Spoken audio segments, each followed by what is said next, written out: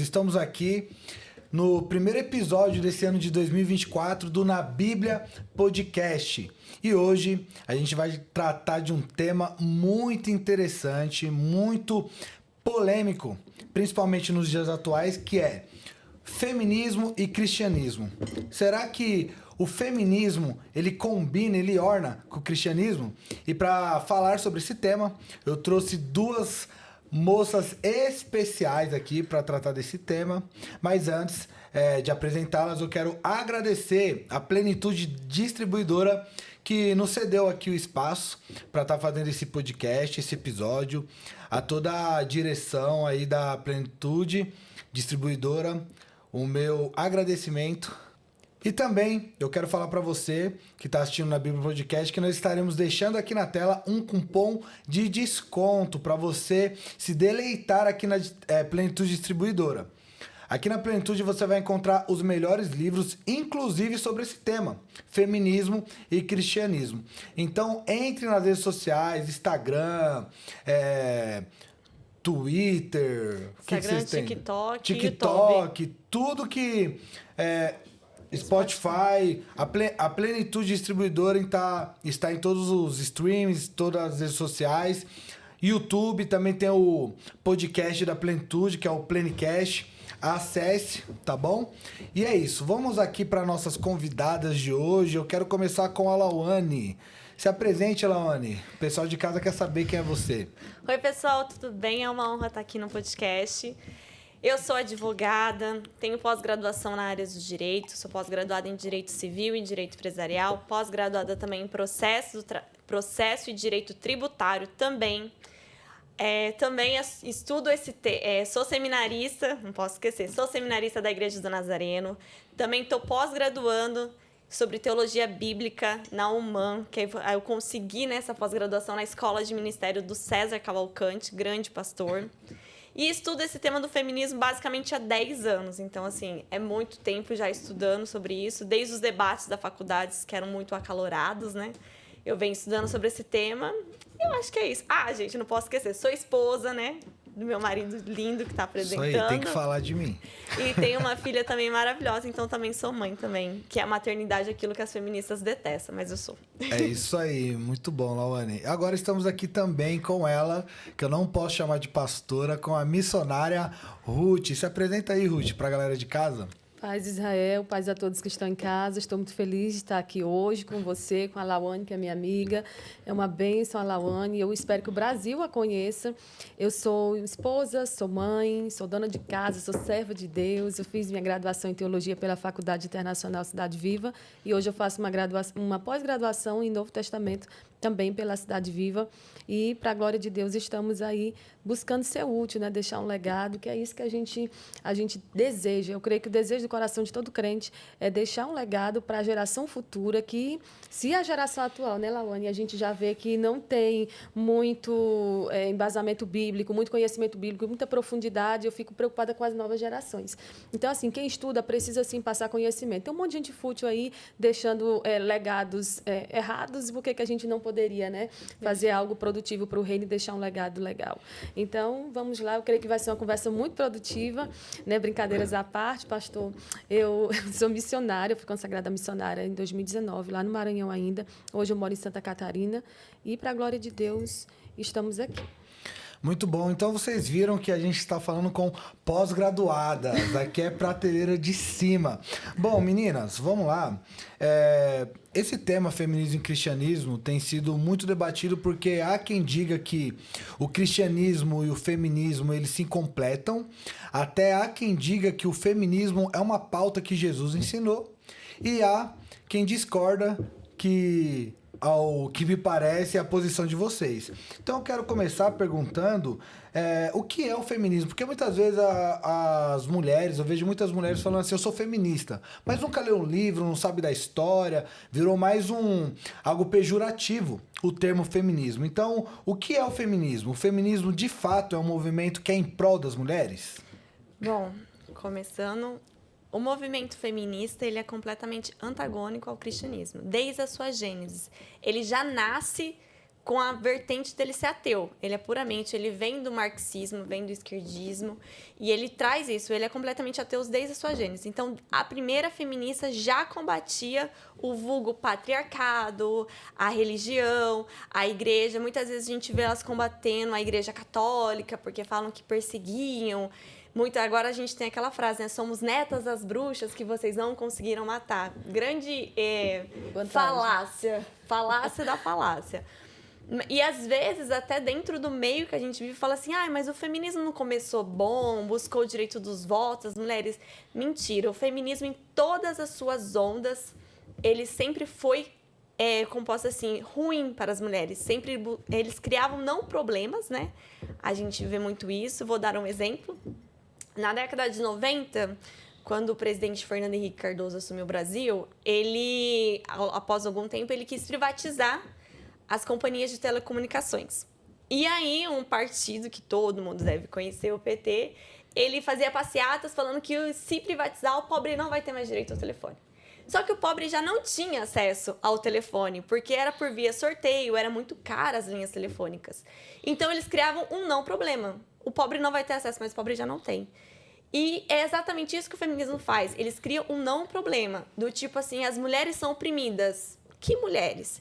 As mulheres querem direitos iguais. Quais direitos que nós não temos? Inclusive, eu ouso dizer que nós temos mais privilégios do que deveres comparado aos homens. Acredito que você pensa assim também, né, Ruth? Sim, com certeza. O feminismo é anti-Deus, é anti-Bíblia, é anti-religião. O feminismo, desde a primeira onda do feminismo, as mulheres já estavam querendo brigar por coisas que, aos olhos delas, elas não tinham direito. E quando a gente traz para a Bíblia, para o cristianismo, a gente vê que Jesus ele veio para nos dar direito. Ele nos deu direito de voz, direito de fala. Na genealogia de Jesus, que quando Mateus cita, ele cita 5 mulheres improváveis. São 5 mulheres que, aos olhos dos homens da humanidade, não teriam direito de estar ali. Ele cita uma mulher por nome de Tamar, que ela se disfarçou com veste de prostituta. Depois vem Rabi, que era uma prostituta. Ruth era uma moabita, uma mulher pagã.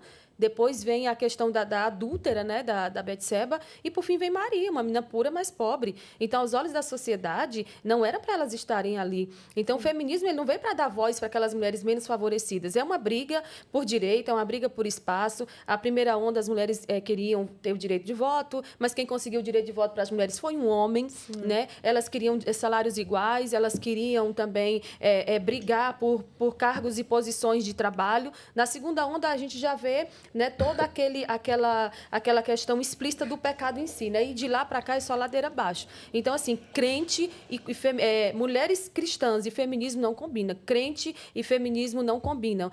São duas coisas totalmente que andam uma na contramão da outra. Então, ou eu agrado a Deus ou eu agrado as pautas do mundo. E eu tenho visto vários debates de feministas cristãs e elas dizendo que é necessário que o feminismo entre na igreja. Infelizmente, em alguns lugares, a gente já vê o feminismo ali com vez, com voz, mas a gente vê que onde o feminismo chega, há uma decadência na moralidade, há uma decadência nos valores, né, Lawane? Há uma decadência até mesmo nos relacionamentos. É uma prova dessa questão do feminismo que vem só trazendo mais decadência, é que você hoje não consegue mais diferenciar a quantidade, você é advogado deve saber, a quantidade de níveis de divórcio no meio secular e no meio cristão, eles estão ali, porque as mulheres não querem mais lutar pelo casamento, não querem mais lutar pelo relacionamento. O que acontece? Não, eu posso muito bem viver sem esse homem, eu posso me virar sem esse homem, eu posso construir uma vida, eu posso criar meus filhos. Quando eu me oponho a algumas coisas, as mulheres vêm dizer, tá, mas e as mães solo? Mas Deus não nos criou para isso. Tem casos que acontecem que fogem ao nosso controle, mas se você olhar e você analisar, é porque também... Uma coisa vai chamando outra. Se você analisar essa questão das mulheres que dizem que são feministas, a maioria não conhece o feminismo. Porque se conhecer o feminismo de verdade, elas vão pular fora. Se elas conhecerem e ver que realmente elas estão lutando por coisas que a gente já tem direito há muito tempo e que essa briga é uma briga que nunca vai estar, nunca vai ter fim e nunca vai trazer proveito, pelo contrário, vai trazer só decadência, elas pensariam 2 vezes antes de permanecer defendendo essas pautas, porque eu não vejo Deus nisso, eu não vejo necessidade para isso, e principalmente de mulheres de Deus ficarem pregando esse empoderamento a todo custo, e por isso eu e a Lawane, minha amiga, bate aqui, a gente diz e defende e assina embaixo uma da outra que feminismo e fé cristã não combinam, são 2 coisas que destoam. para completar só o que ela tá falando, tem eu gosto muito dela, eu acho que a Ruth também, que é a Ana Carolina Campagnolo, e ela fala, as mulheres que são mães solos, não é culpa do cristianismo. Com certeza. Porque o cristianismo prega que relação sexual tem que ter após o casamento. Não somos nós, cristãs, né? Que estamos lá falando assim, sai aí e tenha quantos parceiros sexuais vocês quiserem. Não. Sim. A igreja fala, tem uma vida de santidade e o filho é fruto da união de homem e mulher no matrimônio. Então, assim, essa conta não é nossa, Sim. não é da igreja. As mães solos a conta e a dívida é única e exclusivamente do feminismo, que grita aos 4 ventos, né? Tenha quantos parceiros, quantos mais vocês estiverem, mais empoderados vocês serão. Meninas, é interessante porque, ouvindo vocês falarem, fica notório que vocês sabem bem a história. Só que tem muitas meninas que estão assistindo agora, esse episódio aqui, e, como você falou, Ruth, se intitulam feminista... Não conheço. Mas não conhecem a história. Então vamos lá. Algumas falácias que estão na igreja, eu conheci meninas que se dizem conservadoras, de direita, mas que usam frases e falácias do feminismo. Então, vocês deixaram bem claro aqui que é antagônico. Então, para quem está em casa, como identificar pautas que são do feminismo, que está entrando, como diz lá em Judas, né? Sorrateiramente dentro da igreja. Então, como identificar, como fazer esse link, como enxergar isso? Pode começar. Então, nesse caso, a gente tem que analisar.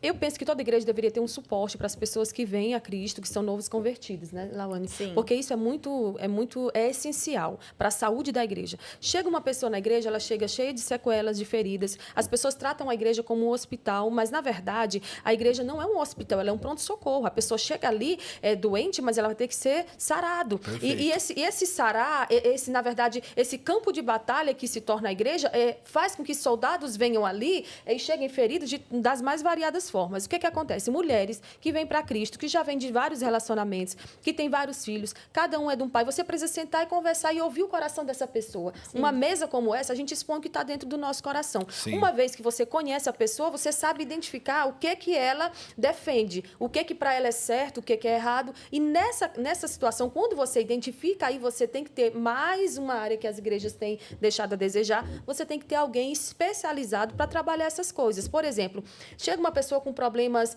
que está passando por um divórcio. Você precisa ter advogados qualificados para encaminhar essa pessoa caso ela não tenha. Chega uma pessoa totalmente desestruturada pelo feminismo, o que vai acontecer? Você precisa trazer essa pessoa para a razão, para a Bíblia, e precisa ter vários trabalhos voltados para isso, trabalhos de ensino, precisa ter psicólogos, precisa ter pessoas que trabalhem essa questão. Mas como é que eu identifico alguém assim? Eu identifico pessoas que vão para essa viés feminista, embora as mulheres feministas da igreja não se declarem feministas, né, na sua maioria, mas eu identifico elas através da própria fala, da própria defesa delas. São mulheres que são a favor do aborto, são mulheres que são a favor de uma dissolução matrimonial por qualquer motivo, porque tem casos em que a pessoa tem que sim divorciar, mas não é todo caso que é necessário você aconselhar imediatamente uma pessoa a um divórcio. Então, assim, você ouvindo o coração da pessoa, você já identifica quem ela é. Se ela defende o feminismo, se ela defende a feminilidade, porque são duas coisas que não combinam,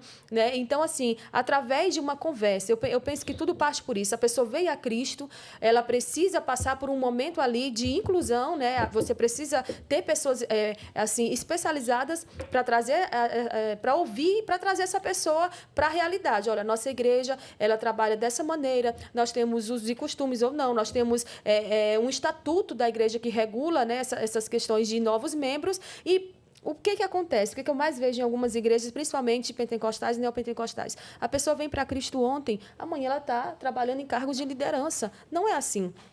Tudo tem que ser... Por exemplo, você passou quantos anos na faculdade? 5 anos. 5 anos. Já fez várias pós-graduações. Então, não é assim. Você tem que chegar, você precisa ser trabalhado. Olha, por exemplo, vou citar um exemplo aí clássico da Priscila Alcântara. Ela veio para Cristo, imediatamente colocaram ela e deram um holofote, deram todo um espaço para ela. Hoje, o que acontece? Ela sai da igreja, ela leva um monte de gente junto, porque ela está defendendo não só o feminismo, mas ela está defendendo tudo que é antideus.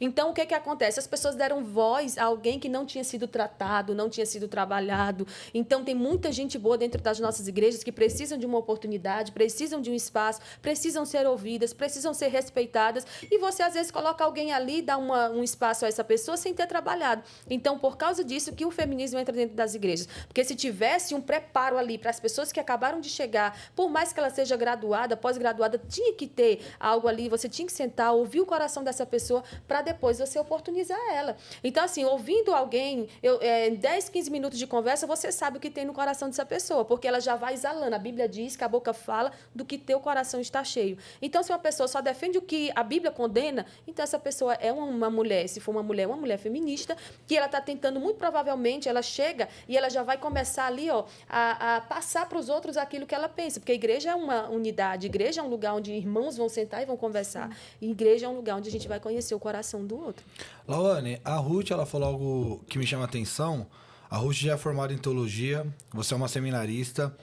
De fato, falta preparo, porque o que eu vejo realmente, principalmente nas igrejas neopentecostais e pseudo-pentecostais, porque tem muita igreja que na placa tá pentecostal, só que a prática é de neopentecostalismo, que até em igrejas históricas reformadas também eu vejo que se dá voz para mulheres que têm esse pensamento enviesado, que tem essa ideia feminista, marxista, e dá voz para elas. E não tem como você fazer essa dicotomia do seu pensamento filosófico acerca do que você vai absorver da Bíblia.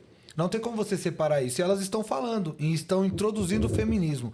Então, você acha que, de fato, falta preparo, falta observar quem é que está falando, se está preparada. Tem gente hoje que eu vejo muito essa falácia. Eu não preciso de teologia. Deus me usa, o Espírito Santo me capacita. Teologia para quê? A letra mata. Falta preparo?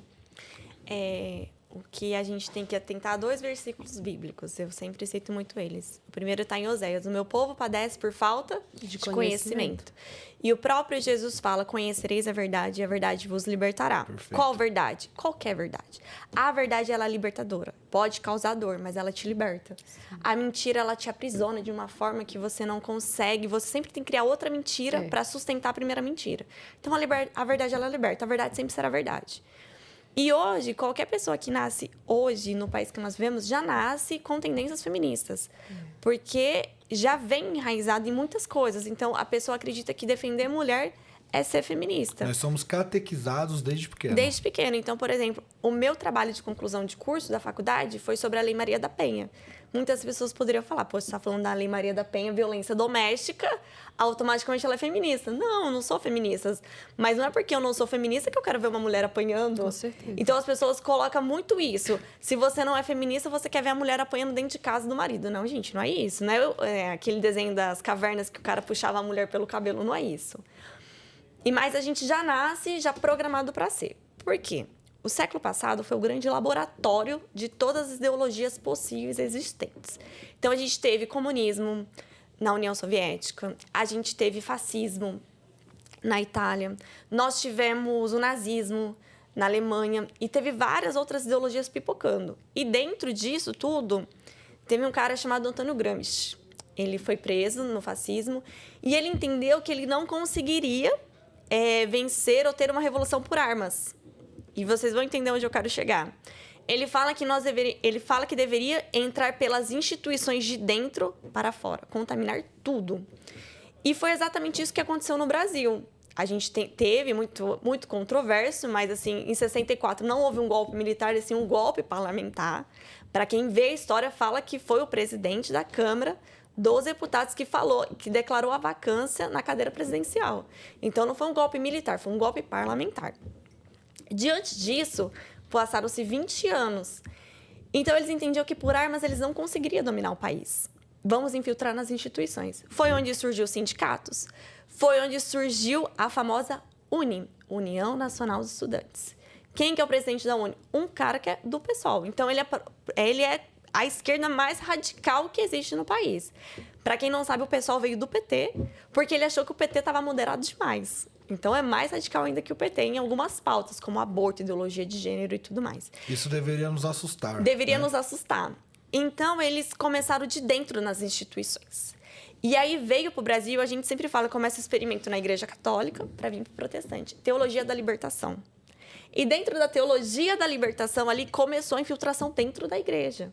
Então, se eu pego um jovem e não dou uma instrução para ele, e eu mando ele para a rede pública, que a rede pública é dominada por essa pauta há mais de 40 anos. Não tem como aquela pessoa... Porque o professor que dá aula foi formado por um professor que era da época do regime militar, que era filiado à UNE.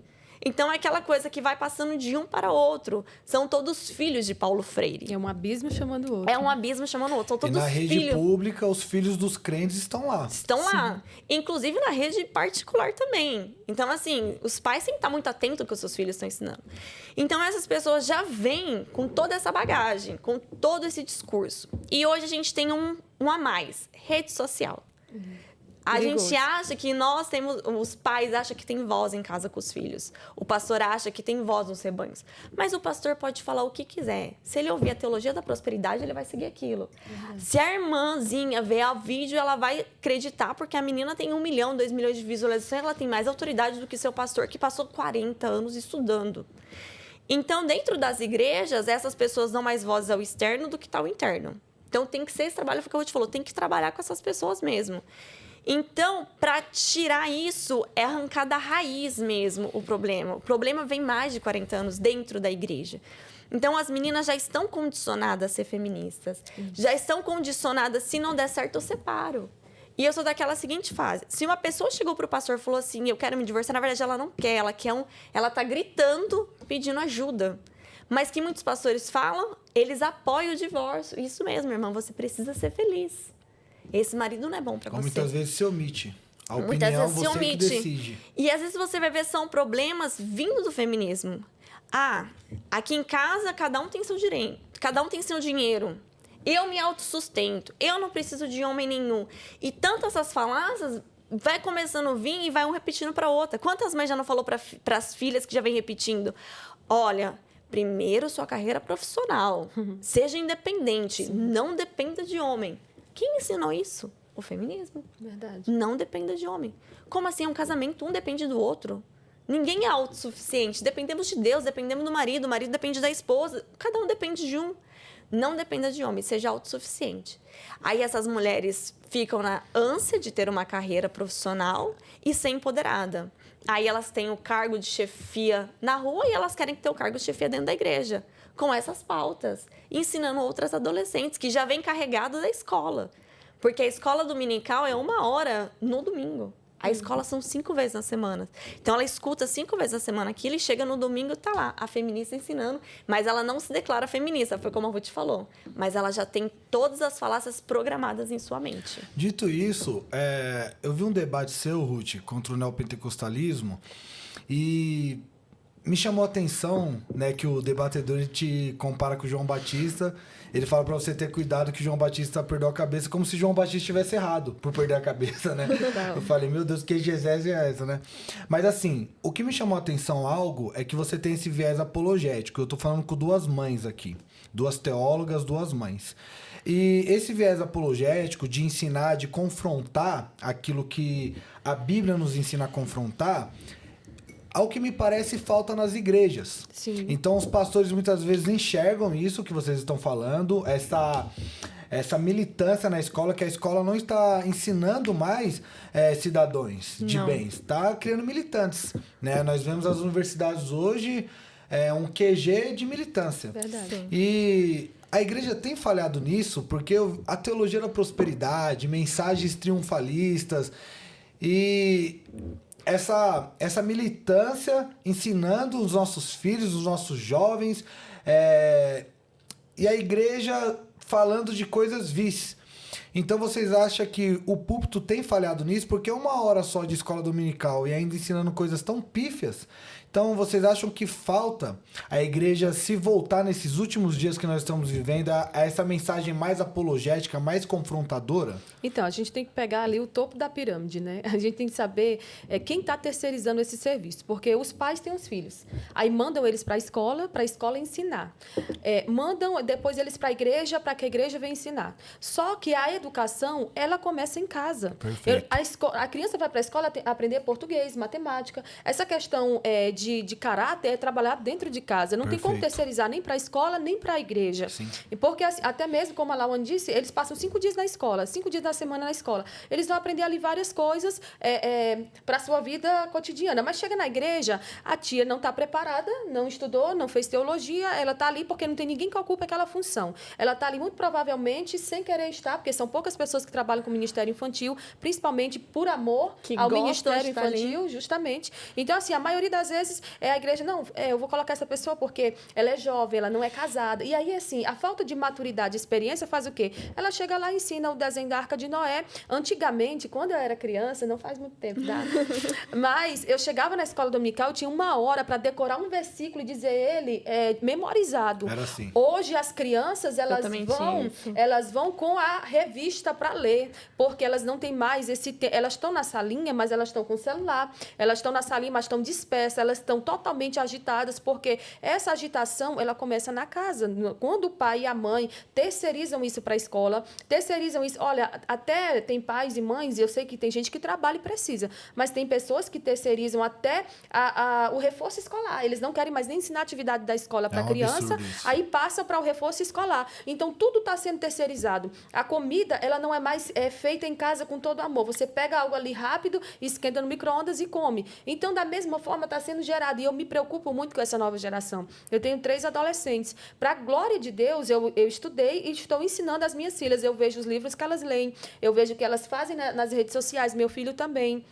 Mas tem pai e mãe que não está nem aí para isso. Então, o filho chega em casa com algo, olha, mãe, achei na rua. Ela não vai saber, não vai buscar informação. E isso tudo também, a culpa é dessa dicotomização. Eu separo o santo, o sagrado, do secular. E a gente foi chamado a glorificar a Deus em tudo. É na igreja, é no secular, é na Perfeito. escola, é em tudo. Para que depois, para que a próxima geração, ela tenha, ela seja consolidada na sua fé. Porque é o que a gente vê hoje. Jovens entram na faculdade crente, no primeiro semestre eles já estão ali cambaleando, já não querem mais ir na igreja. Quando eles terminam a faculdade, estão esquerdizados, eles estão militantes, Ateu. eles estão ateu na maioria das vezes também. Então, a culpa disso tudo é de quem? Aí a gente tem que voltar lá para o topo. É da família que está se desestabilizando. E qual é o propósito de Satanás? Desestabilizar, desestruturar a família. O homem passa o dia fora, a mulher passa o dia fora. Chegam os dois cansados, eles não têm... Até contei um exemplo num podcast que eu fui. Uma irmã, numa igreja, disse, eu só tenho vida íntima com meu marido no final de semana. E quando dá, às vezes a gente está de propósito, não tem como.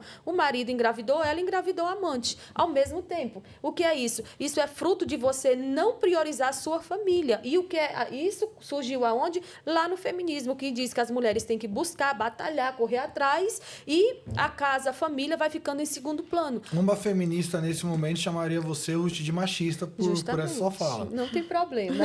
Isso é um elogio vindo delas. Mas o que acontece? A igreja precisa dar conta disso tudo. A igreja não tem como dar conta de tudo isso. A família precisa estar estruturada. Olha, por exemplo, a gente está falando sobre divórcio. Eu passei por um divórcio, mas eu sou totalmente contra o divórcio porque eu não apoio essa prática no meio da igreja. E, principalmente, as pessoas dizem, não deu certo? Separa. Não deu certo? Vai. Então, assim, a gente está vendo cada vez mais os valores morais em decadência por causa desse não tem nada a ver. É o famoso fruto que a serpente olha para Eva e diz, será se Deus disse isso mesmo? Não, se você comer, não vai acontecer nada. Pelo contrário, vai ser bom, vai ser melhor para você. Eu sei que um relacionamento, a gente trazendo agora para o relacionamento conjugal, você é a esposa dele. A vida a dois é um desafio. Você não casa para separar, mas também você não tem como manter o seu casamento sozinha. A mulher virtuosa, quem achará? Você achou. Mas a Bíblia diz que o homem tem que amar sua esposa e dar a vida por ela se preciso for. Nós estamos gravando aqui hoje,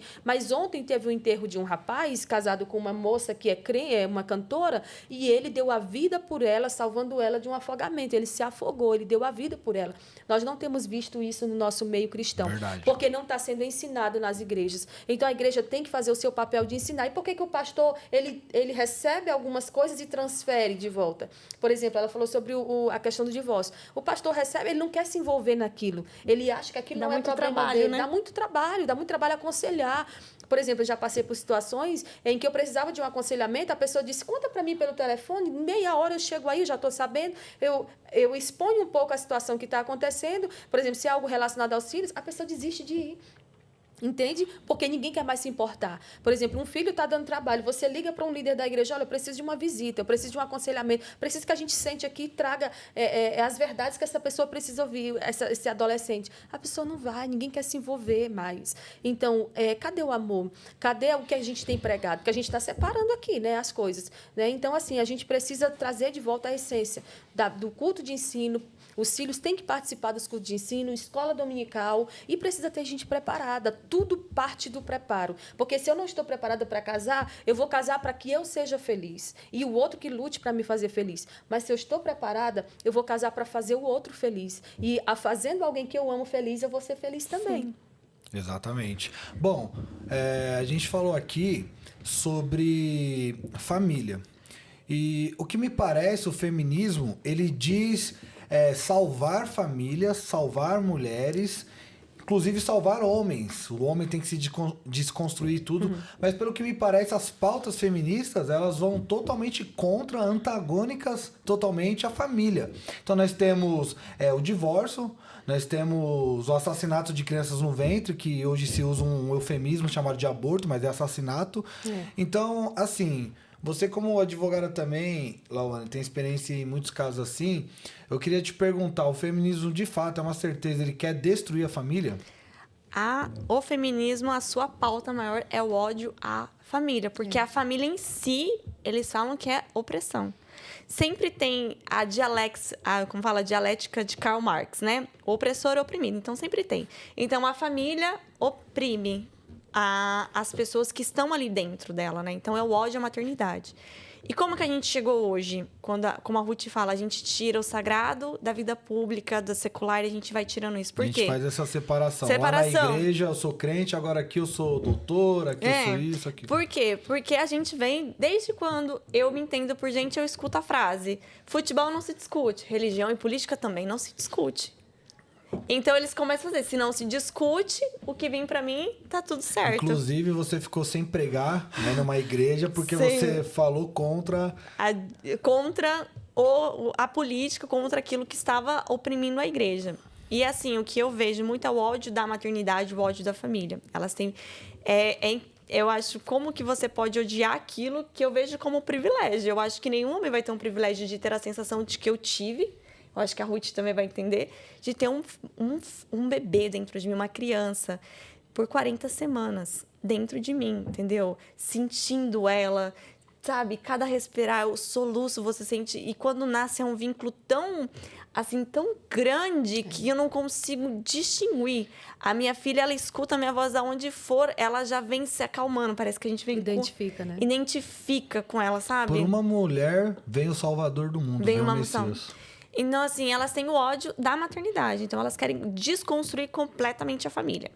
E aí, a gente vai, como que eu falei, o feminismo é um braço do comunismo, do viés esquerdista. Por quê? A gente vê no livro de Aristóteles, A Política, ele fala que para ter uma sociedade forte, nós devemos ser famílias fortes. Se eu destruo uma família, é mais fácil de dominar a massa. Sim. Entendeu? Então, tipo, pra que eu vou querer ter famílias fortes se eu não consigo controlar? Se eu tenho uma família desconstruída, uma família destruída, onde eu não tenho a figura do pai, onde eu não tenho a figura da mãe, que muitas vezes é a avó que vira mãe, tudo isso, é mais fácil de dominar. É mais fácil eu, Estado, virar o pai dos pobres. Vocês conseguem entender? Eu consigo me pôr neste lugar. Entendeu? E as famílias realmente não estão preocupadas. As mulheres têm N preocupações. Com relação ao divórcio, a gente vê muito a mãe do feminismo, né? A supra-sumo, a top é Simone de Beauvoir. Ela teve uma vida com Sartre. Durante toda a sua vida, ela teve relacionamentos extraconjugais.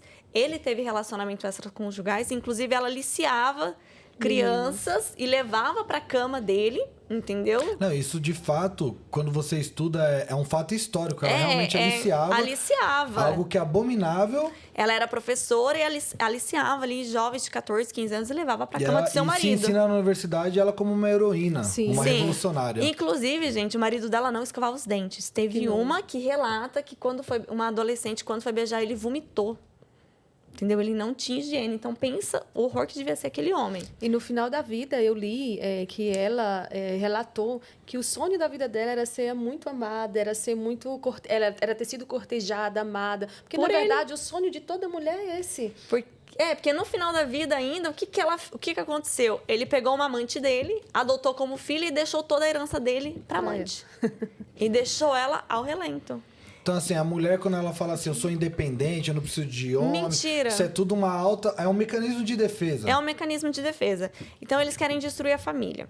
E como que eu vejo uma mulher virtuosa? Tem uma mulher que eu tô estudando ela e eu acho ela, assim, fantástica. Pensa numa mulher fantástica, todo mundo deveria conhecer ela. Chama Susan Wesley. Ela teve só 19 filhos. E um dos filhos dela é nada mais nada menos que John Wesley, o grande avivador. E ela foi mãe também de Charles Wesley. E ela era uma mulher que ela ensinava os filhos em casa. John Wesley fala que tudo o que ele sabe, ele não aprendeu nas universidades, ele aprendeu com a mãe dele. Dentro de casa. Ela tinha 1 hora do seu dia, toda semana ela passava 1 hora com cada filho para que os filhos pudessem ali desabafar com ela e ela podia orientá-los. E ela falava que um erro nunca era punido, porque se você punisse um erro, podia gerar uma mentira. E ela sempre aconselhava os filhos dela. Então, ela foi uma mulher que foi ali dentro de casa. Hoje, não se tem mais essa paciência, porque o mundo é muito corrido. Eu dou o celular para a criança, ela cala a boca. Entendeu? Muito mais fácil. Na igreja não tem muito isso do ensino.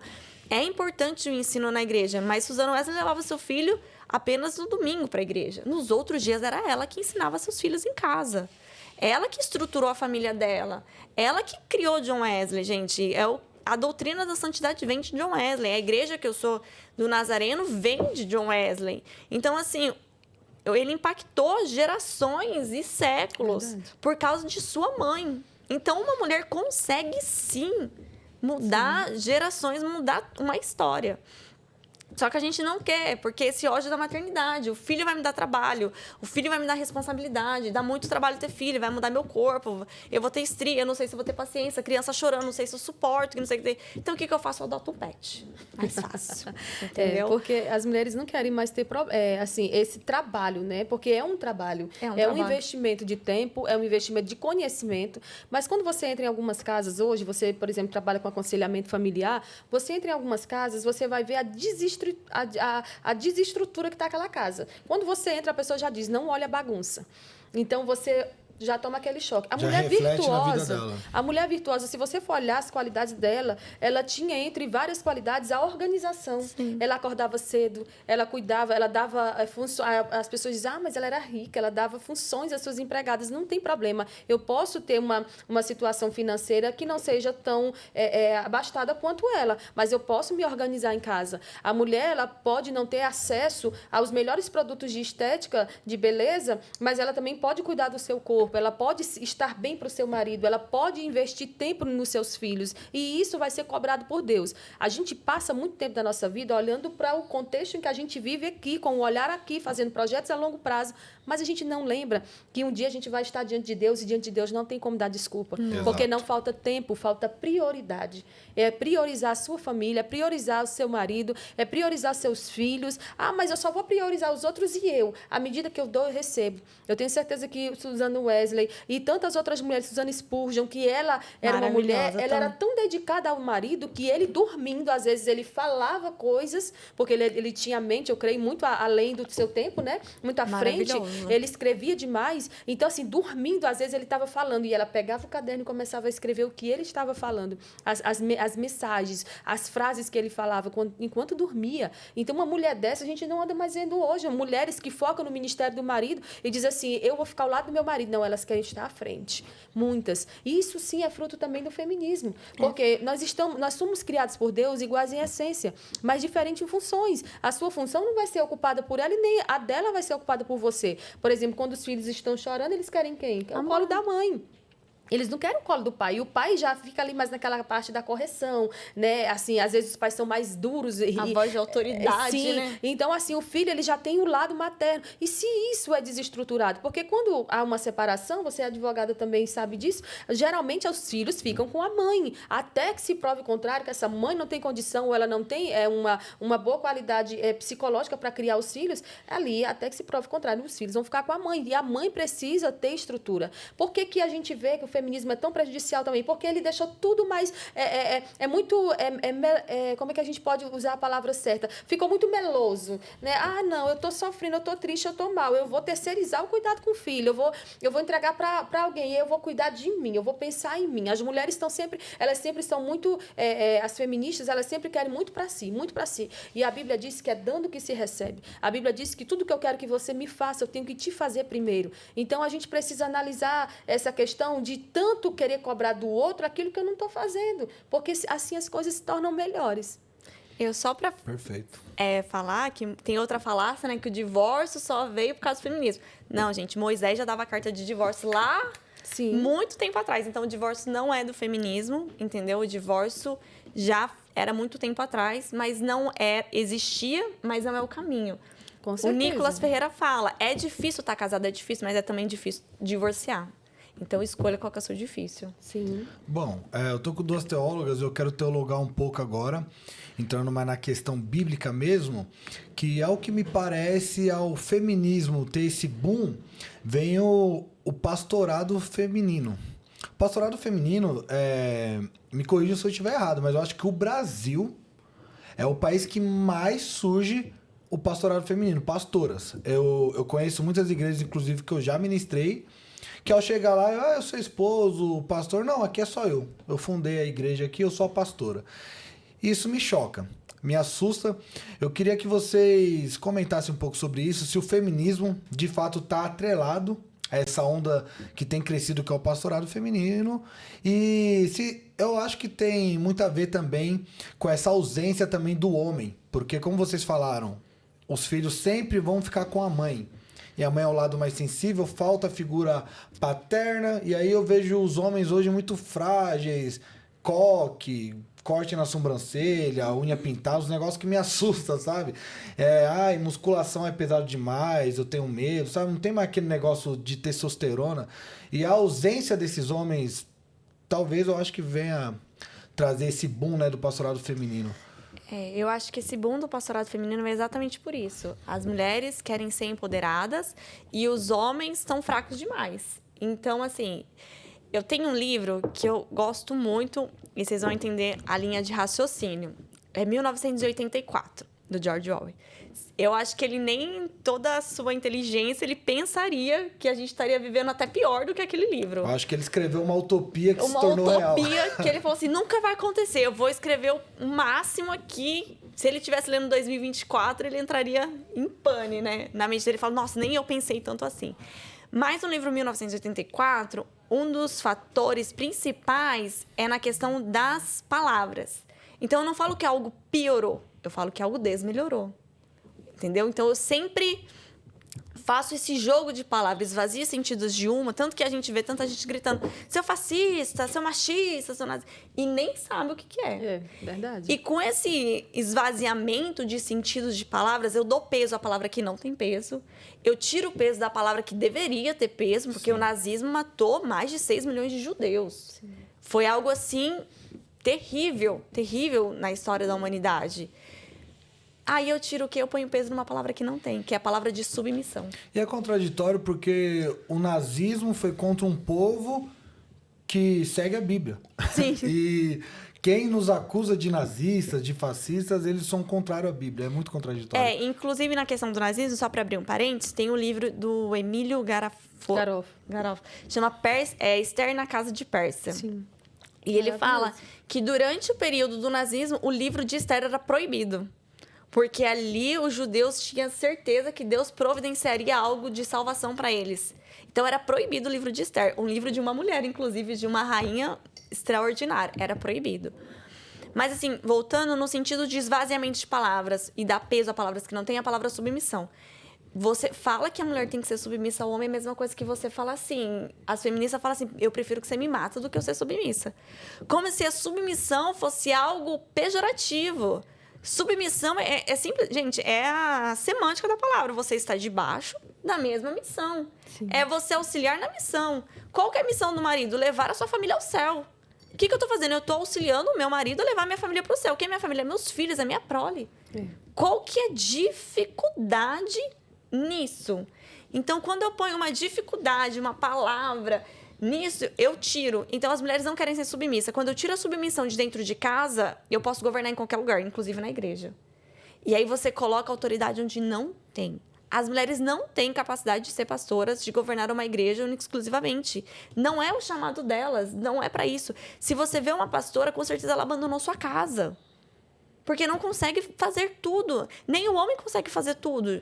As pessoas, as mulheres acham que elas conseguem abraçar o mundo e não conseguem.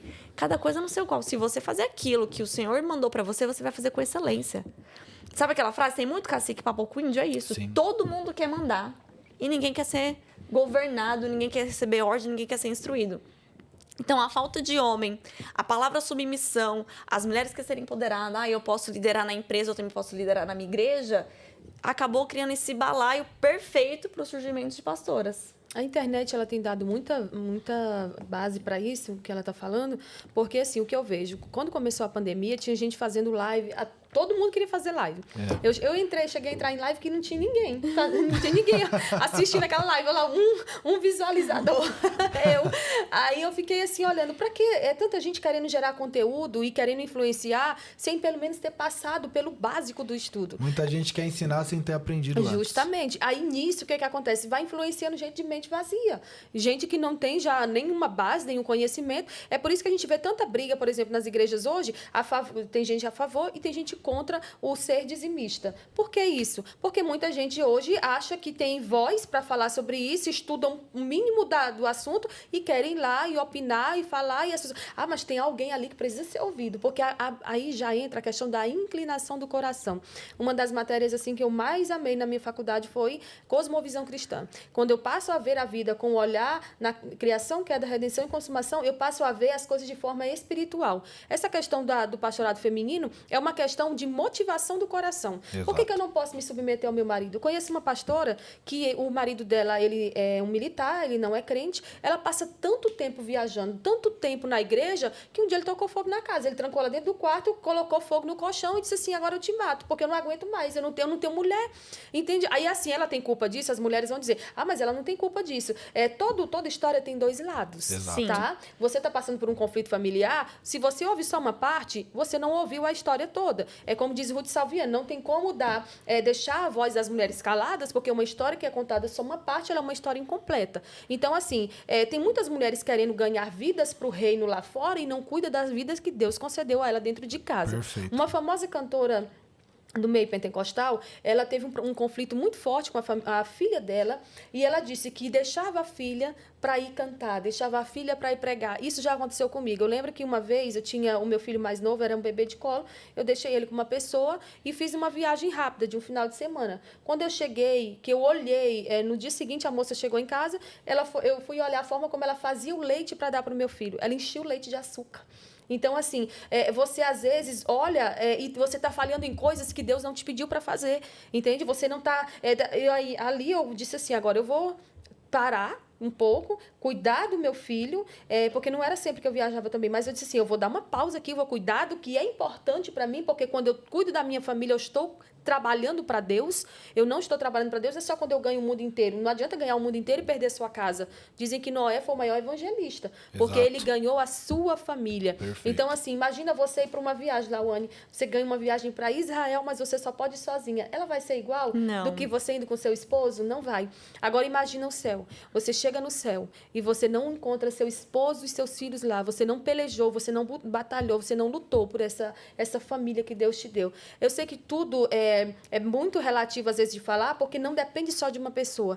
Mas quando nós estamos andando na mesma visão, no mesmo caminho, trazendo para o pastorado feminino, se você entende que Deus deu ao seu marido a função de cabeça, você vai auxiliar ele nessa missão. Meu esposo pastoreou uma igreja E a gente chegou nessa igreja, olhamos o cenário dela e disse, meu Deus, está completamente destruída.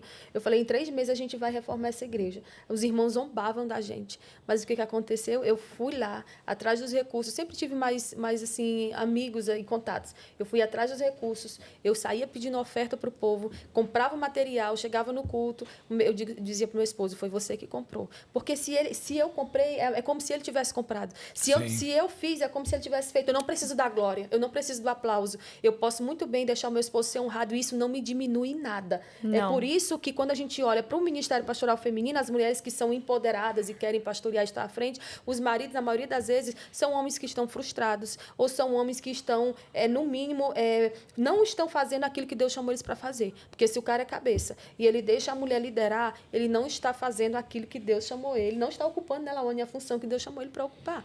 Não tá. Eu acho difícil uma mulher pastorear a igreja e não pastorear a casa dela, né? Porque eu acho que é reflexo, né?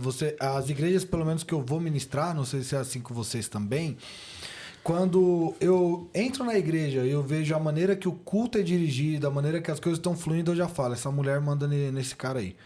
Já tem uma igreja que eu fui, que o pastor ele foi dar um recado, a pastora falou assim, já falei pra você que eu vou ver isso ainda.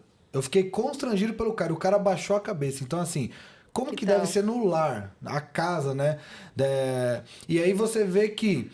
Eu sou muito observador. As igrejas que a pastora tem a voz ativa, que eu nunca vi uma igreja que a pastora não tem a voz ativa, praticamente todas, se é pastora, ela tem a voz mais ativa. As famílias, você começa a observar que é igual. Então, você começa a ver o pastor baixando a cabeça e o restante dos esposos... também baixando a cabeça. Reflete muito na igreja isso. Mas eu queria ir mais para a parte teológica. Eu vou pedir para você falar, Lawane. Vamos supor que eu sou a favor do pastorado feminino. Não sou, mas vamos supor que eu sou. Eu falo para você, mas aonde está na Bíblia que uma mulher não pode ser pastora? Teve várias mulheres que lideraram na Bíblia porque a mulher não pode ser uma pastora. Bom, eu começo para a seguinte frase que eu sempre falo, né? Durante todo o período bíblico e depois da vinda de Jesus, mais de 2000 anos, as iluminadas do século XXI estão enxergando a Bíblia de forma diferente e encontrando ali o pastorado feminino onde não tem. Os pais da igreja, os reformadores, os puritanos não enxergaram o pastorado feminino. Ninguém enxergou. Mas agora Deus deu uma visão para... Assim, é algo... E, inclusive, até a Igreja Católica não enxergou. Os protestantes ali que foram, João Calvino, Martim Lutero, John Wesley, Spurgeon, tanto Jonathan Edwards. E olha que Jonathan Edwards, ele ensinava suas filhas de forma teológica igualmente para os seus filhos. A filha dele, Esther Edwards, é uma mulher, assim, fantástica. Ela debate com propriedade. Então, tipo assim, ele não fazia distinção de ensinamento. Ele ensinava igual. Mas ele nunca defendeu mulheres como líder. Então, assim, mas as iluminadas do século XXI, né, Ruth? Agora acredita que tem. Mas Paulo, quando ele vai explicar para Timóteo, deixa eu até achar aqui, ele fala que o que deve ser, como que o obreiro deve se tratar. E ele fala que o obreiro deve ser esposo de uma só mulher. E ali toda a descrição, é um rol taxativo de qualidades de um homem, não qualidade de uma mulher. Porque se fosse de uma mulher, ele podia falar obreiro de uma só mulher, não dado muito ao vinho e tal. Esse ponto. E as mulheres, mãe, esposa de um só... Por que ele também não inclui ali mulheres? Ele é direcionado pro homem. É pro homem. Só que as mulheres têm uma temática de falar assim, é forma genérica, é pra todo mundo. Não é pra todo mundo. Aí quem defende isso diz assim, mas naquele tempo a mulher não tinha voz, a mulher não tinha vez. Tá, mas no paganismo tinha mulheres que pastoreavam, tinha mulheres que lideravam, tinha mulheres que eram cabeça. É porque o Senhor quis que a mulher cristã, ela fosse mesmo diferente. Isso não me diminui em nada. Paulo fala na Tito aqui, as qualidades. Tito capítulo 1, versículo 7. O bispo não é episcopisa. Porque hoje o povo quer falar, né? Eu sou bispo, a mulher do bispo. Não, o feminino de bispo é episcopisa. Mas vamos lá. O bispo é bispo, homem, né? Ele tem, para que ele seja encarregado das coisas de Deus, seja irrepreensível, não arrogante, não dado ao vinho, não violento, não ganancioso. Pelo contrário, o bispo, ele repete, E tudo aquilo que é repetido precisa ser focado. O homem deve ser hospitaleiro, amigo do bem, sensato, justo, piedoso, domínio de si, não ser apegado à palavra, de acordo com a doutrina, para que possa exortar pelo reto ensino e convencer os que se contradizem a este ensino. Ele estava falando dos falsos mestres e ele vai falar sobre os deveres e as qualificações do ministro, né? Então, assim, aqui também em Timóteo, Paulo escrevendo a Timóteo, no capítulo 3, ele vai falar as qualificações, 1 Timóteo capítulo 3, convém que o bispo seja irrepreensível, marido de uma só mulher, moderado, sensato, modesto, hospitaleiro, apto para ensinar, não dado ao vinho, não violento, inimigo de conflitos, que governe bem a própria casa. A mulher não governa a casa, a mulher sábia edifica. O que é edificar? O fundamento está lançado, e aí eu vou edificar ele sobre um fundamento. Que fundamento é esse? É o governo do marido. Governe bem a sua casa, criando os filhos sob disciplina. A gente acabou de falar aqui nessa mesa que os pais, eles são os disciplinadores dos filhos. As mães, elas têm aquele lado mais afetivo, ela vai disciplinar, claro, vai corrigir, vai. Mas o pai, a Bíblia está dizendo que o homem tem que disciplinar os seus filhos e criar eles com todo respeito. Tem pastora que o filho, ele nem fala com o filho, tem um conflito dentro de casa. E não digo só pastoras, mas tem homens também, porque não é só porque tu é homem que tu tem que ser pastor. Não é só porque tu é homem que tu tá apto para pastorear. Você tem que ser cristão, qualificado, e você tem que realmente ter estudado. Porque a falta de ensino, ela tá fazendo gente querer ter um ministério maior do que o caráter. E o caráter tem que ser maior do que o ministério. Você não pode levar pessoas a um Salvador que você não conhece. Perfeito. Ele continua falando assim na carta de 1 Timóteo, no capítulo 5, depois que ele falou tudo das qualidades do homem, ele vem no capítulo 5 falando dos deveres das mulheres. Das mulheres, exatamente. Então, por que não citou ali antes? Porque ele fala depois, no versículo 9, nenhuma mulher deve ser inscrita na lista de viúvas, a não ser... Então, ele começa a relatar como deve ser, as mais velhas ensinam as mais novas. Então, por que não colocou homens aqui também? É só as mulheres que têm que ensinar as mais novas, homens não? Então, o que a Bíblia faz é dividir, separar a função exercida, mas não que uma seja maior que a outra. Não, aí é exatamente isso. Muitas pessoas falam assim, e a mulher criou... Simone de Beauvoir, lindíssima, né? A mulher foi criada depois do homem, então ela é o segundo sexo. Não, se ela foi criada depois, ela é a coroa da criação. A gente vê muito isso. O Rodrigo Silva explica isso, né? Sobre que a mulher veio depois como coroa ali da criação. Como algo para completar aquilo que não estava. Porque Deus, todo momento que ele faz sobre a criação, e viu Deus que foi bom. Criou as aves, tudo que ele vai criando, e viu Deus que era bom. Quando Deus criou o homem, ele fala, não é bom que o homem seja sós. Ou seja, é pela primeira vez que você lê ali em Gênesis, o não é bom. Então, ou seja, a mulher veio para coroar a criação. É algo único ali. E nós vemos que nós temos coisas que é único da mulher. O privilégio de gerar vida, eu acho que isso já é o máximo do máximo. É o ápice da criação. Entendeu? Através de uma mulher veio o Salvador do mundo. Eu quero ser um pouco polêmico agora. Uma igreja que tem pastorado feminino, é igreja? Ou você já se caracteriza uma seita? Algo sectário? Não, é uma igreja, mas ela está sendo liderada por uma pessoa que não foi chamada por Deus para ocupar aquela função. Meu esposo leu um livro que, quando as pessoas chegarem diante de Deus, Deus vai chegar para elas, vem cá, doutora Lawane, vem cá, pastor Israel, vem cá, missionária Ruth. Aí você, não, meu Deus, mas eu não era doutora, eu não era advogada. Não, mas eu não era pastor. Não, mas eu não era missionária. Isso, mas foi justamente isso que eu te chamei para ser. Então, nós vamos ser julgados por Deus, por aquilo que Ele nos criou para ser. Então, se uma mulher está pastoreando uma igreja, ela pode ter por certo, quando ela chegar diante de Deus, o Senhor... Aí as pessoas dizem assim, mas isso aí compromete a tua salvação? Não, isso não é questão de salvação. A salvação não é pelos nossos méritos, é pela graça de Deus que nós somos salvos. Mas se você passa a sua vida inteira fazendo algo que Deus não te chamou para fazer, você está prejudicando a si mesmo. Você vai chegar diante de Deus e Ele vai dizer, mas tu se desgastou tanto, tem gente perdendo as suas famílias. Eu conheço uma mulher em Santa Catarina que ela teve que abandonar a igreja, pegar os 2 filhos e ir embora porque o esposo estava traindo ela com uma irmã da igreja, porque ela se submeteu tanto a ocupar a posição do marido que ela não se cuidou, ela não cuidou da casa, ela se desgastou em algo que Deus não chamou ela para fazer. É bom ser um mártir, é bom ser um herói da fé, é bom fazer algo grande para Deus nessa terra, mas o maior começa dentro da minha casa. É dentro da minha casa que... E assim, às vezes a gente sofre, Lawane, até aprender isso, né? E a gente se desgasta de forma necessária. A gente não tem que entrar em guerras que não são nossas. Por exemplo, Deus te chamou para estar ao lado do teu esposo, mas um aconselhamento. Tem mulheres que justificam o pastorado feminino assim, mas eu prefiro ser aconselhada por uma mulher, amém. E a mulher do pastor serve para quê? Sente com ela, converse com ela. E o pastor conversa com seu marido. Porque já aconteceu comigo, de eu ouvir mulheres, aí eu digo, olha, faz o seguinte, a gente vai marcar uma reunião na tua casa, de surpresa, né? Porque ela disse, não, se chamar o marido, ele não vai aceitar. A gente vai, então, de surpresa, conversar com ele. Aí, o que acontece? Ela diz, não, deixa para lá. Porque ela sabe que a história tem dois lados e ela não é tão santinha quanto ela quer passar a impressão. Porque tem um monte de mulheres, e principalmente as feministas, elas querem se vitimizar de tudo. Ou elas são a parte vitimizada.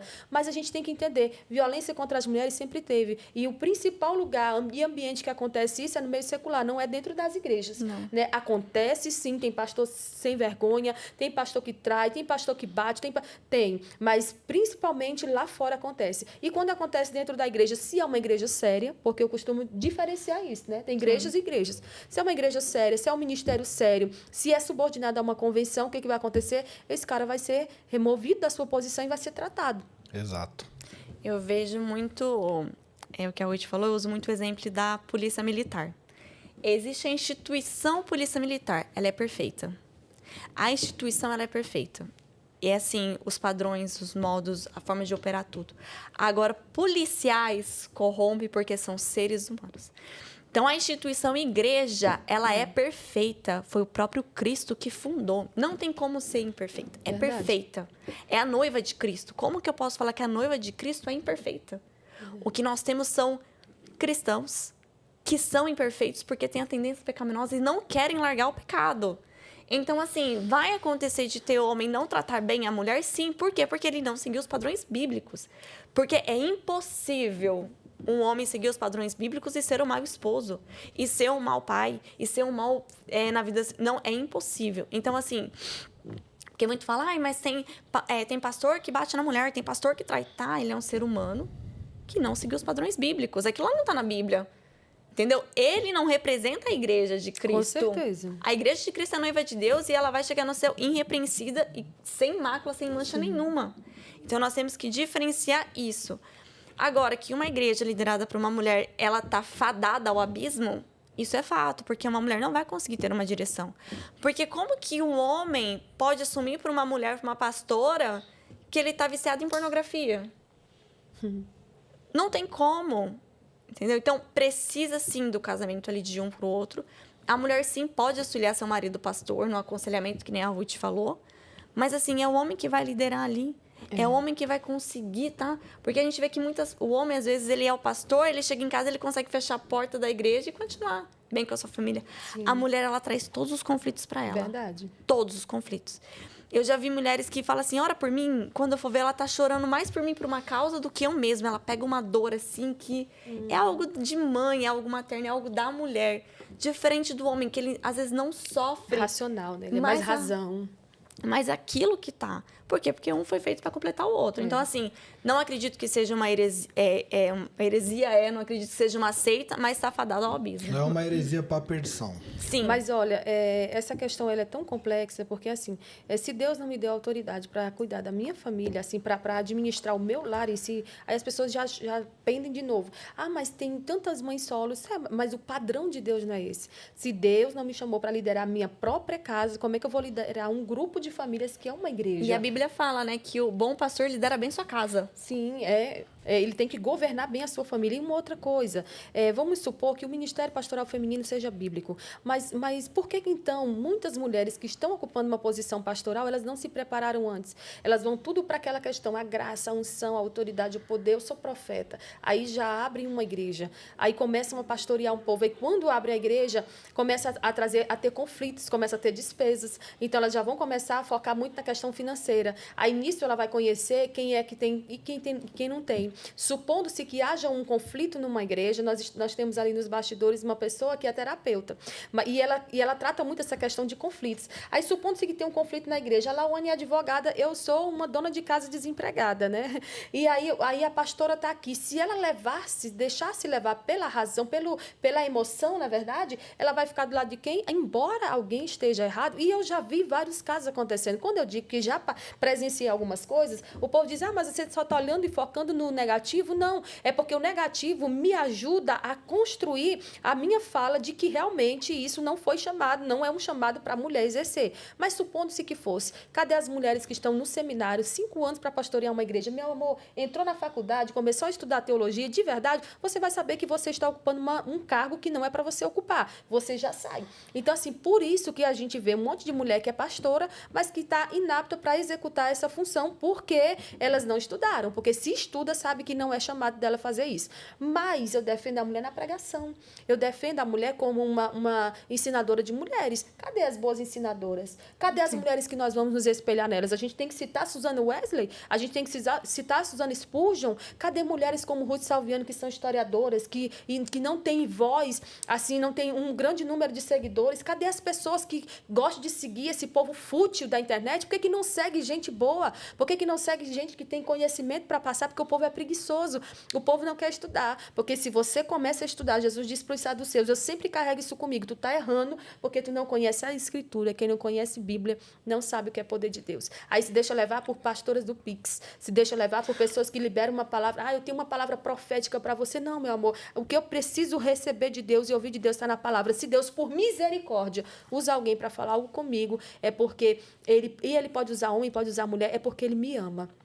Não é porque necessariamente aquela pessoa seja a quarta pessoa da Trindade, que tem uma palavra nova, que tem uma revelação nova. Não.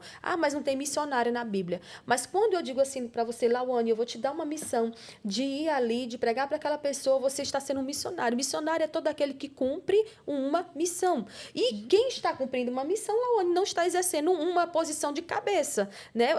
Eu posso ser uma missionária, mas eu não estou pastoreando uma igreja. Eu não estou ali liderando pessoas e trazendo uma palavra, porque pastor, ele não é só servir, ele é principalmente governar. O governo do céu, está nas mãos de Deus e ele dá aos pastores. A Bíblia diz que o Senhor vai dar ao seu povo pastores segundo o seu coração. Eu vejo muito disso no momento... Vamos falar na área secular, né? Vamos falar da minha formação. Sou advogada. Eu vejo muitos advogados atrelados ao título. Me chame de doutor. Juiz de Vossa Excelência. É muito título. Então, as mulheres, elas é muito fixada ao título, ao poder que aquele título traz a ela, ao empoderamento. Sim. Não aquilo, a função, ela quer ter o título. E Jesus fala, ide por todo mundo e pregar o evangelho. Ele ainda falou, homens, vai por todo mundo. Mulheres, não, ide por todo mundo e pregar o evangelho. Então, é a missão de todos. E citando Susana Wesley, ela mudou o mundo sendo mãe. Porque eu acredito que se ela não fosse uma boa mãe, a gente não teria Charles Wesley escrevendo mais de 7.000 hinos inspirados e maravilhosos que cantamos até hoje. Sim. Nós estaríamos debatendo até hoje a doutrina da santidade que John Wesley fundamentou. Mas o pessoal, foi o que a Ruth falou, são pessoas preguiçosas. Por quê? Tem debates bíblicos que duram mais de 2.000 anos.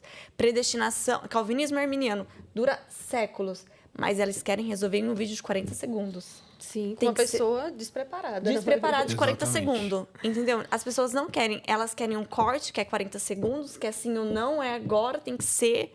Agora eu criei um grupo para mulheres, um grupo de WhatsApp de estudo bíblico. Todos os dias eu vou lá com muito carinho e coloco, hoje a leitura bíblica é essa. Aí uma pessoa veio me questionar, mas você não vai todo dia colocar um áudio explicando aquela leitura? Eu disse, não, querida, vai lá você, estude, se prepare. Você que lute. E eu estou fazendo isso de graça, você ainda está querendo que eu vá ser sua professora particular teológica? E eu tô nesse grupo, e é engraçado que ela tá pedindo para ler o Gênesis. O Gênesis é autoexplicativo em muita parte. É uma história narrada. Não tem nenhum debate, assim, tem algumas coisas envolvendo as criações e tudo mais. Mas depois a história de Abraão, não tem assim muito debate. É só ler, é autoexplicativo. E uma coisa, se ela realmente estivesse lendo, ela traria uma dúvida. Por exemplo, a pessoa me trouxe uma dúvida ontem. O que foi que aconteceu? Será que os animais ali que Moisés sacrificou, será se ficaram extintos? Né? Eu disse, não, ali eram dos 7 que eram puros que Deus pediu para ele separar. Então, assim, se há uma dúvida, a gente vai lá e sana a dúvida da pessoa, né? Conforme o nosso tempo e a nossa disponibilidade. Porque são poucas pessoas hoje que se dispõe a trazer conteúdo grátis e principalmente trazer pessoas para dizer assim, vamos trabalhar isso aqui durante todo esse ano. Mas as pessoas, elas querem exigir direitos. Só tem dúvida aquilo que estuda. Justamente. Sobre isso que vocês estão falando, pra gente já caminhar pro final, eu tenho certeza que a galera de casa tá amando o podcast. Eu tô aqui sendo edificado por essas... Diva é muito gospel, né? Não, Diva é muito empoderada. Muito feminista. Essas mulheres de Deus. De provérbios. De Deus. Essas mulheres virtuosas.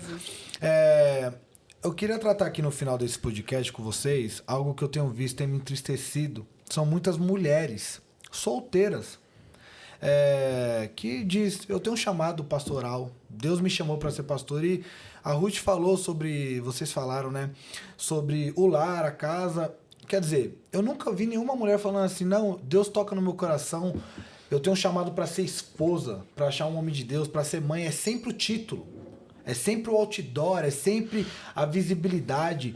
Isso me preocupa. Então eu quero encerrar falando sobre legado. Vocês são mulheres que estão fazendo a diferença, já estão, não só através das redes sociais, mas presencialmente discipulando outras mulheres. Isso é muito bom.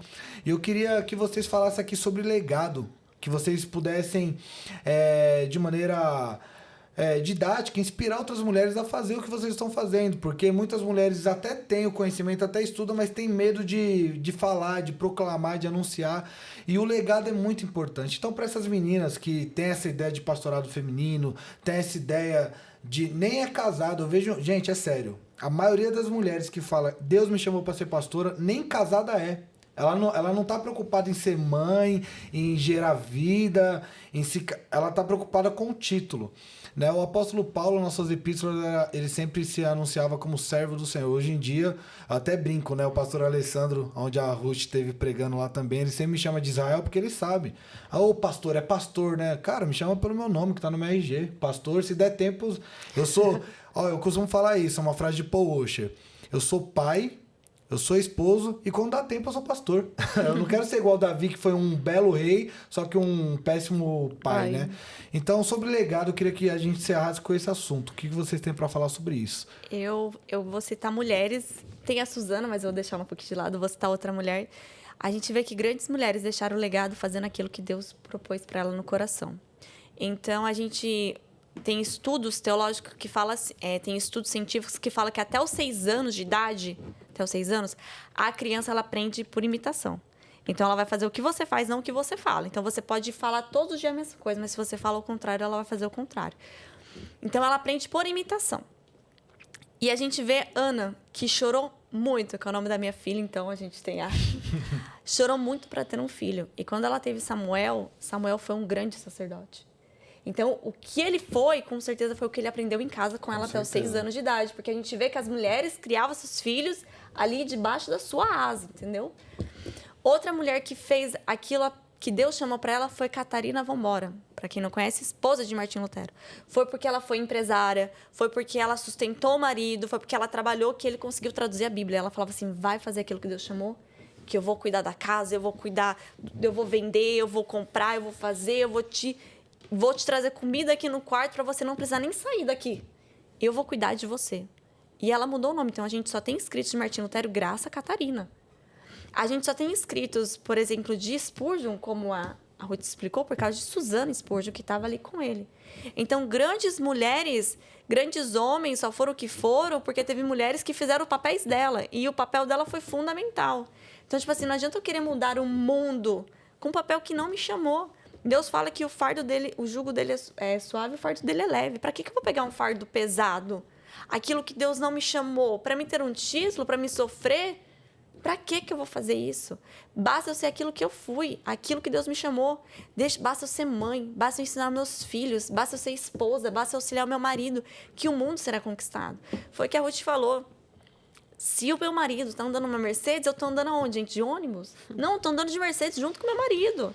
Se meu marido mora aqui, como a gente está em Campinas, no Alphaville, eu estou morando aonde? Debaixo da ponte? Não, eu estou morando no Alphaville junto com ele. Então, a gente não consegue entender que um só corpo, a conquista é dos dois. Não é só de um. Não é porque o seu marido está pregando para 1000 pessoas que você é indiferente. Não, se ele está ali para 1000, foi porque você em casa foi uma boa esposa, uma boa mãe, que você deu condições, que você ajudou. Porque muitas vezes ele quis desistir e você estava lá, não, Motivando. continue orando, incentivando. Então, mulheres mudaram o mundo sendo mulheres aquilo que Deus deixou de propósito para elas. Então, quando a gente olha para a Bíblia, nós temos um monte de mulher para a gente aprender com elas. Eu penso que hoje a gente não vai aprender com as influências blogueiras. Não. A gente tem mulheres daí na história da igreja também que a gente pode aprender. Por que a gente não aprende? Porque a gente não estuda. Eu vou finalizar aqui também citando uma mulher, que é Elizabeth Elliot, uma mulher que deixou um legado assim tremendo. Todas as vezes que eu leio os livros dela, eu choro. São escritos assim, forjados em muito sofrimento. Ela foi casada com um homem, Jim Elliot. Eles foram como missionários para uma aldeia, e ele entrou na aldeia e os índios eram canibais e mataram ele. 3 anos depois ela casou, 3 anos e meio depois ela ficou viúva de novo. E aí ela casou novamente depois de um tempo, ela casou por 3 vezes. E no final da vida ela morreu com demência. Ela tem uma filha, Valéria, e ela escreveu um livro, Sofrimento Nunca é em Vão. Maravilhoso. E eu li esse livro dentro de um dia e eu li ele assim com muitas lágrimas. Hoje eu coloquei esse livro no Clube do Livro para as mulheres lerem o primeiro livro de 2024. A gente aprende muito com uma mulher dessa. A gente aprende a ser equilibrada, a ser modesta, a ser mulheres de Deus. O que eu vejo hoje é que tem poucas mulheres que são referências para essa geração. A gente entra dentro das igrejas, mulheres tudo intrigada, barraqueira, contendeira, fofoqueira. E isso é falta de ser trabalhada, essas questões. É muito chazinho. É muito eventinho para mulheres que não produzem transformação. Aí as mulheres pagam para ir ver aquela pessoa que cobrou tantos mil para ir lá pregar. E aí sai de lá da mesma forma como entraram. E é necessário que a gente busque em Deus e na Bíblia essas referências que a gente precisa para a nossa vida. Provérbios 4,18, a vereda do justo é como a luz da aurora, que vai brilhando mais e mais até ser dia perfeito. Amanhã eu vou ser melhor do que hoje, porque eu conheci o Deus da palavra. E o Deus da palavra, ele muda caráter, ele muda vida, ele muda sorte. Ele pega alguém que é um improvável e ele dá graça, unção e autoridade para fazer dele um grande nas mãos dele. Mas nem todo grande vai ser enviado para fora, para o exterior, para fazer missão na África, porque tem gente que não faz missão para o vizinho, mas quer ir para a África para ser missionário. Mas tem muitas mulheres missionárias que foram solteiras, dedicaram sua solteirice a Cristo e elas tiveram êxito. Tem mulheres casadas que dedicam o seu casamento a Cristo, vivem para a glória de Deus e elas vão receber de Deus o galardão. Tem um hino que diz, tanto que semeia quanto que ceifa receberão recompensa das mãos do Senhor. Paulo diz, eu plantei, Apolo regou, mas Deus deu o crescimento. Quem planta e quem rega não é nada. Quem é tudo é Deus que dá o crescimento. Glória a Deus. Então vamos viver para a glória de Deus, sabendo que a função que você ocupa aqui na terra, ela vai deixar um legado para a sua posteridade. Eu não sei qual foi os seus traumas, as suas lutas, as suas dores, o que você passou para chegar até aqui. Eu sei do meu passado, todos nós temos todos nós temos situações na nossa vida que a gente não gostaria de ter enfrentado. Eu sou filha única, adotiva, eu cresci com muitas lutas, com muitas situações que já eram para ter me parado. Por que eu não permiti paralisar no caminho? Porque eu não me vitimizei. O feminismo é muito vitimismo e pouca prática. Muito né? pra si, né? Sim, é muito eu, entende? Então, assim, se alguém me fere hoje, eu tenho uma responsabilidade, ser instrumento de cura na vida de outras pessoas. Andando, chorando, me arrastando, um dia eu chegarei lá. Russell Shedd prefaciou o livro do meu esposo, e ele tem uma frase que, por onde eu vou, eu falo. Ele diz que triunfo não é ausência de batalhas. Quando os soldados voltavam da guerra, eles voltavam em triunfo porque voltavam vivo. Alguns voltavam mancando, voltavam sem braço, sem um olho, mas voltavam com vida. Então, por isso, era motivo de triunfo. E ele disse que no grande dia do Senhor, o grande general vai passar em revista as tropas. Perfeito. E nós vamos chegar lá. Amém. Não importa quantas lutas, quantas quedas, não importa quanto você sofreu aqui. O que importa é que você chegue lá e leve com você a sua família. Que Deus abençoe, gente. Obrigada. Que assim seja. Gente, só faltou fazer um apelo e aceitar Jesus aqui. Só para citar o que ela falou, Paulo fala, combati o bom combate, acabei a carreira, guardei a fé. Ninguém olha Paulo como assassino, né? Ele só fala vê Paulo como aquele que foi o grande missionário da igreja. Então, a gente tem que buscar isso mesmo, o céu. Amém. Mulheres maravilhosas, foi um prazer estar batendo esse bate-papo com você aqui, com vocês. Muito edificante. Você que está aí em casa, eu tenho certeza que você gostou. Se inscreva no canal, curta, comente, compartilhe, porque do mesmo jeito que tá sendo edificante para você, vai ser para outras pessoas. Ative o sininho que você vai ser notificado para os próximos vídeos, os próximos conteúdos. E eu quero encerrar aqui com vocês. Vou pedir para a Ruth falar um pouco do grupo que ela citou, dos seus projetos, suas redes sociais. Para o povo que não te conhece, está te conhecendo aí. Então, minha rede social que eu mais utilizo é o Instagram, é @Miss Ruth Benigno. Miss com 2 S, Ruth com TH, Benigno. Hoje eu estou focada bem na área teológica. Algumas pessoas disseram, você vai perder agendas, você vai perder seguidores. Não tem problema. A verdade ela vai prevalecer e a gente vai caminhando sobre essa verdade, sabendo que em Deus nós temos uma responsabilidade. Ou nós estamos conduzindo pessoas ao céu com a nossa atitude, ou nós estamos trazendo decepção para o coração de algumas pessoas. Se alguém está sendo decepcionado pela verdade, então aí já não é problema nosso, né? O nosso papel é pregar a palavra, é cumprir o ID. E eu tenho esse grupo com mulheres. Eu estou sempre aberta para fazer aquilo que o Senhor me chama no tempo, que é hoje, porque nós não sabemos como vai ser o dia de amanhã. Muito bom. Lauane, muito obrigado também. Fala aí pra galera. Eu uso mais o Instagram também, né? É @Lauane, L-A-U-A-N-E, que é um nome maravilhoso que a minha mãe colocou, L Santana. Vai ter vídeos lá, pode mandar me pergunta também, que eu vou estar ajudando, respondendo. E é o que eu falo, né? Eu não dependo de agenda, eu não dependo de ninguém, eu sou fiel à palavra e àquilo que Deus deixou. Então, se incomodar 1000 pessoas, mas é verdade, prefiro incomodá-lo com a verdade, né? Eu prefiro te ofender com a verdade do que te bajular com a mentira.